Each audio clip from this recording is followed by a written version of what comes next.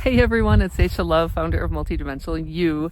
So in this third part Q&A from the Activating the Healer Within series, the first episode, lots of comments and lots of questions. So here we go. The next two are as follows. How do I align with the right path when I feel lost or uncertain about my purpose?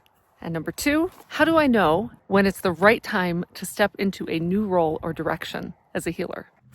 Okay, let's start with the first question. How do I align with my path when I feel lost or uncertain? Because this is pretty typical in the beginning of when you are facing your inner skeptic, your inner critic, your inner imposter syndrome, all of that a little bit earlier on the path. And so I'm being guided to answer this one first.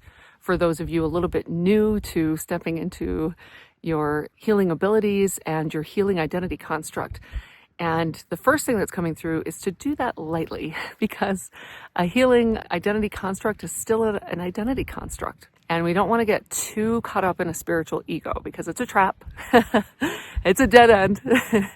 And we can end up really blind to our own wounding, like we talked about in the last Q&A. So let's always remember that we are adopting a role and we're going to work with it lightly and loosely, but we are going to work with it, because I've also watched a lot of healers minimize, diminish, downplay their abilities. I've done it myself, when in fact we really do have some serious gifts that we chose for this lifetime, that were given to us, however you want to look at it. So we don't want to have a bunch of inner resistance and inner rejection. So let's kind of clear, my field's just going to clear that off the top. Ooh, a lot of clearing in here in the throat center. That's not surprising.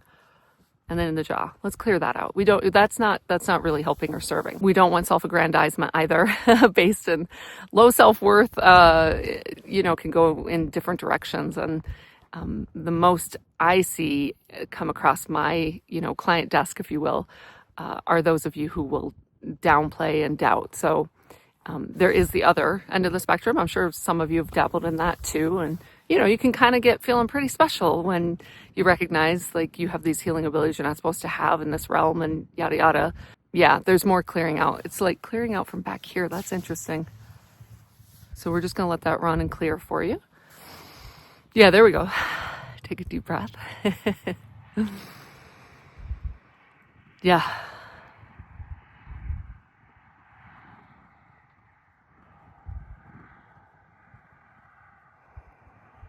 That feels really good.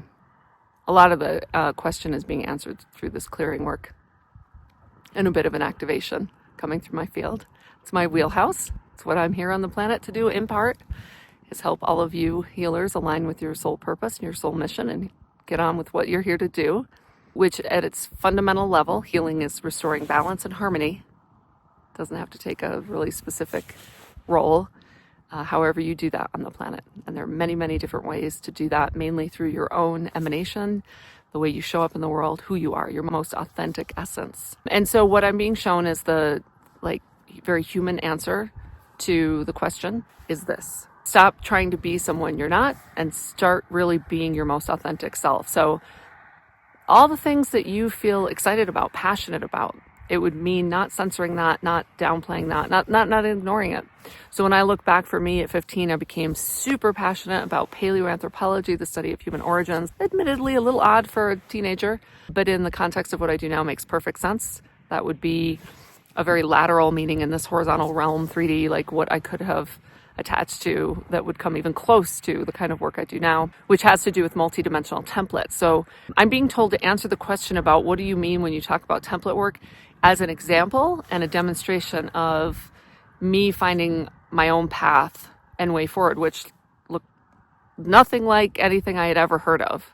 Okay, so I had to be inner sourced and trusted and surrendered to and embraced. Eventually, what I came to understand I was doing both in my field work around the planet and working with individual people was working at the level of the holographic multidimensional template. So when you think of a hologram, it is projecting an image, and what I see is a series of geometries overlapping, and it's a complex. And so there is a realignment, a shift, a dial change, a reharmonization that can happen at that level of the multidimensional template.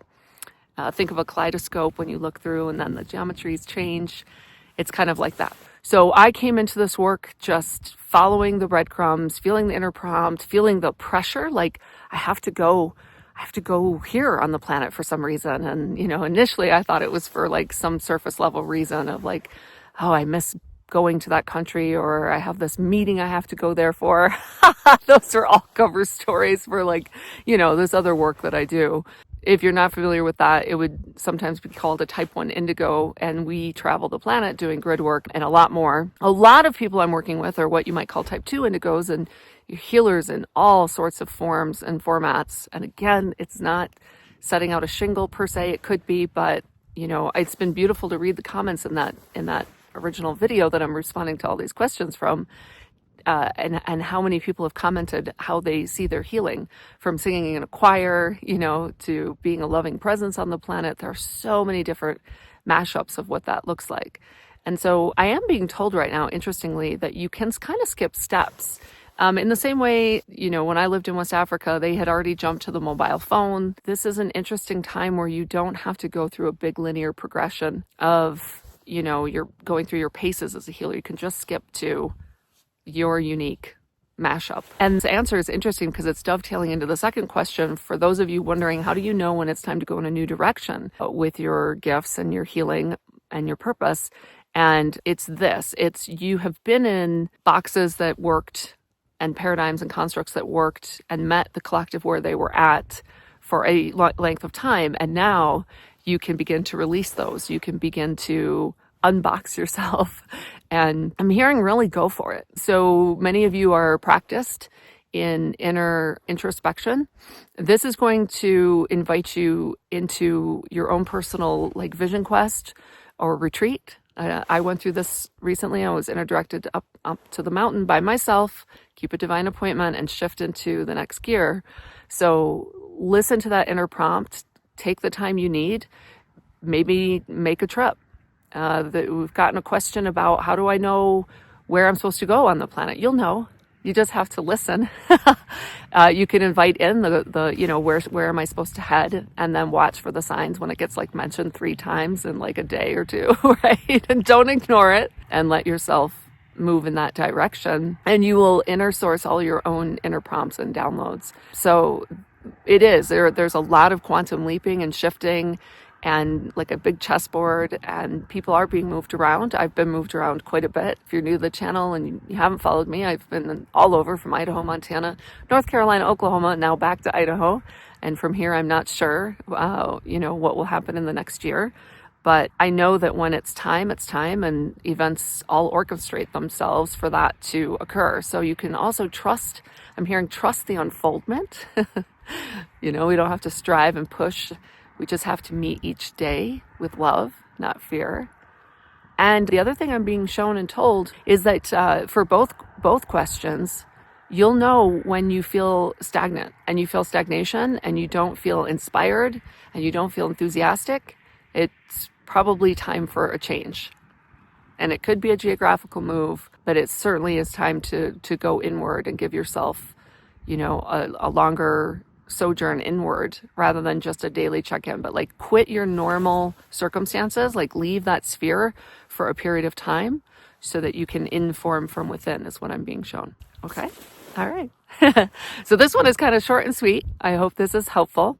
Leave a comment below with what you've noticed about getting your own answers, your own clarity, what you're feeling called to do. And if you have more questions, feel free to put them below. Sometimes getting an answer to one opens up a whole bunch more. And for those of you looking for community, that's also been a question.